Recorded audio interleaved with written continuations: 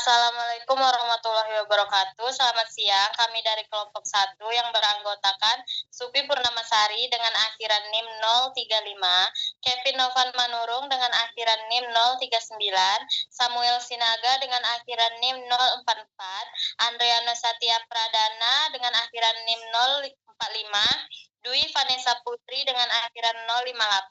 Di sini kami akan mempresentasikan kemitraan agribisnis yang dimulai dari saya sendiri. Definisi kemitraan. Kemitraan yaitu kerjasama antara usaha kecil dengan usaha menengah atau dengan usaha besar dengan memperhatikan prinsip saling memerlukan, saling memperkuat, dan saling menguntungkan. Kemitraan usaha adalah jalinan kerjasama usaha yang saling menguntungkan antara pengusaha kecil dengan perusahaan menengah atau besar, yakni perusahaan mitra, disertai dengan pembinaan dan pengembangan oleh pengusaha besar sehingga saling memerlukan, menguntungkan, dan memperkuat. Next. Kemitraan usaha akan menghasilkan efisiensi dan sinergi sumber daya yang dimiliki oleh pihak-pihak yang bermitra. Bagi usaha kecil, kemitraan jelas menguntungkan karena dapat turut mengambil manfaat dari pasar, modal, teknologi, manajemen, dan kewirausahaan yang dikuasai oleh usaha besar. Usaha besar juga dapat mengambil keuntungan dari keluasan dan kelincahan usaha kecil. Baiklah, selanjutnya akan dilanjutkan oleh rekan saya.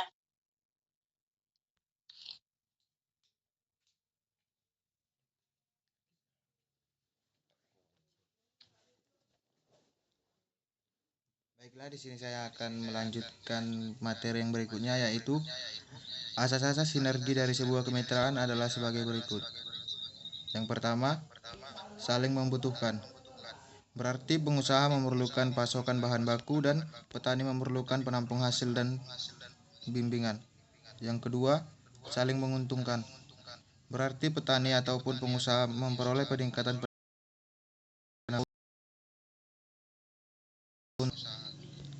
dan yang ketiga yaitu saling memperkuat.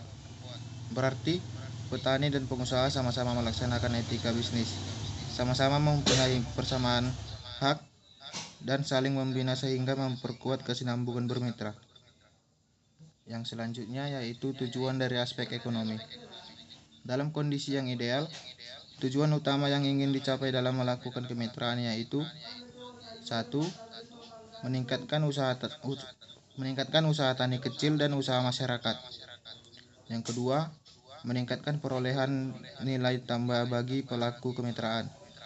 Yang ketiga, meningkatkan pemerataan dan pemberdayaan masyarakat dan usaha kecil. Yang keempat, meningkatkan pertumbuhan ekonomi pedesaan, wilayah, dan nasional.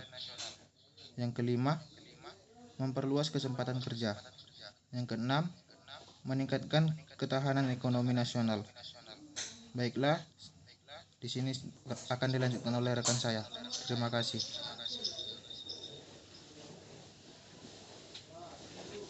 Baiklah, sebelumnya saya memperkenalkan diri. Perkenalkan, nama saya Samuel Sinaga dengan akhiran NIM 044.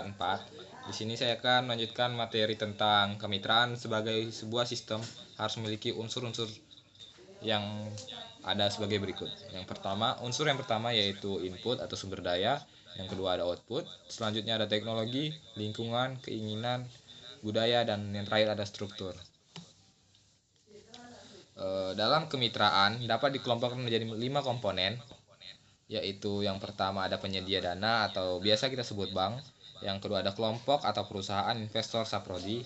Yang ketiga ada koperasi primer. Yang keempat ada kelompok tani. Yang kelima ada kelompok usaha penjamin pasar.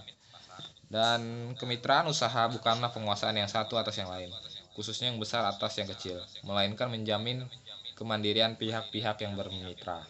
Sekian dari saya, terima kasih.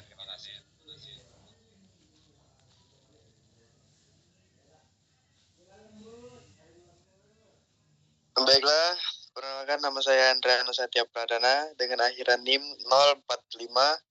Di sini saya akan melanjutkan materi tentang adapun syarat-syarat kemitraan. What is residential architecture? Yang A, perusahaan mitra harus memenuhi syarat kualifikasi. Yang B, kelompok mitra yang akan menjadi mitra usaha diutamakan telah dibina oleh pemerintah daerah. Yang C, perusahaan mitra dan kelompok mitra terlebih dahulu menandatangani perjanjian kemitraan. Dan yang D, isi perjanjian kerjasama menyangkut jangka waktu, hak, dan kewajiban.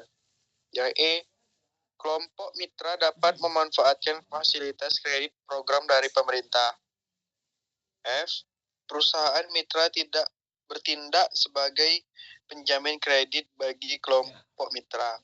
G, pembinaan oleh instansi pembina teknis baik di pusat maupun daerah. H, pembinaan dilakukan dalam bentuk penelitian, pemecahan masalah sesuai dengan kebutuhan para pihak, pemberi konsultasi bisnis, dan temu usaha. Selanjutnya, tahap-tahap kemitraan usaha melibatkan berbagai pihak melalui dari petani, perusahaan mitra, kelembagaan keuangan, dan instansi terkait atau pembinaan. Dengan tahap-tahap kemitraan usaha sebagai berikut. 1. Tahap persiapan merupakan tahap dalam melakukan seleksi. Yang kedua, tahap sosialisasi merupakan tahap pemahaman. Yang 3, tahap pelaksanaan merupakan tahap untuk mengetahui hak dan kewajiban masing-masing dari sebuah pihak. Terima kasih. Akan dilanjutkan oleh rekan saya. Baiklah, saya akan melanjutkan materi dari rekan saya. Sebelumnya perkenalkan, saya Dwi Vanessa Putri dengan akhiran NIM 058.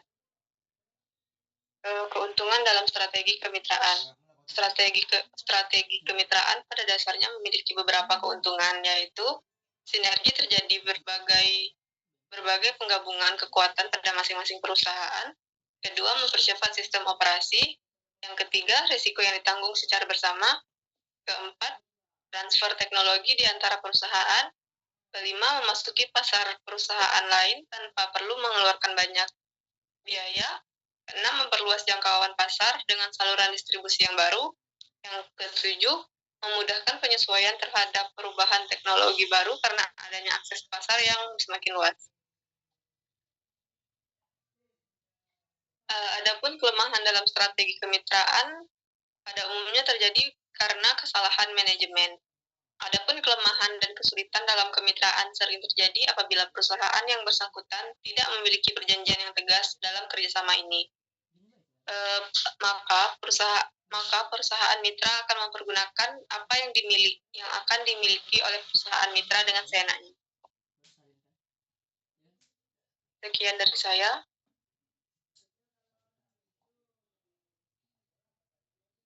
Baiklah, tadi adalah presentasi kami terkait kemitraan agribisnis. Dan sekian kami akhiri. Wabillahi taufiq wal hidayah. Wassalamualaikum warahmatullahi wabarakatuh. Selamat siang.